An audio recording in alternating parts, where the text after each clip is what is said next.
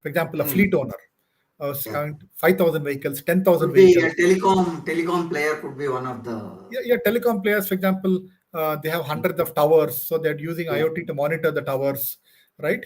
So if you have either a telecom player and not just towers, but even, for example, DG sets that are there, through which they're remotely monitoring the performance of the DG set, or any asset, or even data center companies who want to monitor all the data center infrastructure using IoT remotely, or even manufacturer who have thousands of machines in a factory or multiple factories. So any enterprise which have a large estate of devices, very important that one is, of course, fundamentally you got to make sure that you have the right access controls, which I talked about.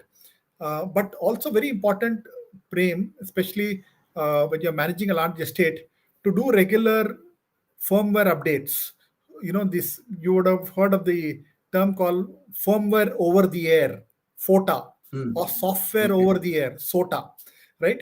So as you make an update to your operating system, as you want to make updates to your firmware, or as you see new threats coming, right? For example, zero-day threat, it doesn't have an previous history, right? Suddenly, a company might encounter a zero-day threat, no history of a similar attack before. Then it becomes important that you have very frequent firmware over the air, software over the air updates for your IoT device, right? So that is very, very important.